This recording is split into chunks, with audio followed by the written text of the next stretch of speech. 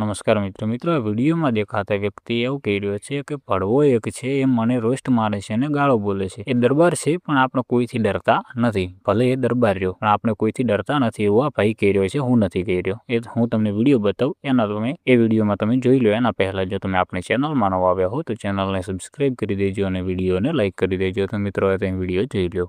એક લુખ્ખાનો હું વિડીયો લઈને આવ્યો છું કે મારા ફોટો મૂકીને મારી આઈડી મૂકીને અને લુખ્ખાએ મારા પર રોસ્ટ માર્યો છે, મને ગારો બોલી છે, મા બોન વિષય અને મને કંઈ ખરાબ ખોટું બોલી છે, બરાબર। અને એ ભડવો દરબાર છે, બરાબર, એની જાતનો દરબાર સમજે છે અને દરબાર જ છે ને આપણોનો કોઈ બીક છે નથી। કોઈ દરબાર હોય તો કોઈ બી હોય, આપણોનો કોઈ લુખ્ખાથી ડર નથી, કાયદેસર બૈડા ફાટી જાય। તે લુખ્ખાને મારે ખાસ એક જ જણાવું કે જે ત્યાં રોસ્ટ માર્યો છે ને એ રોસ્ટ તારી ગાળમાં ગાળ દઈશ, બરાબર।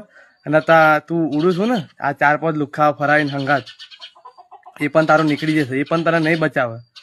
જે દિવસ મારા હાથમાં આવ્યો ને આ બાપના હાથની તારી ગાણ ફાડ નાખી કાયદેસર। લખવું હોય તો લખી રાખે, રેકોર્ડિંગ રાખજે આ વિડીયો।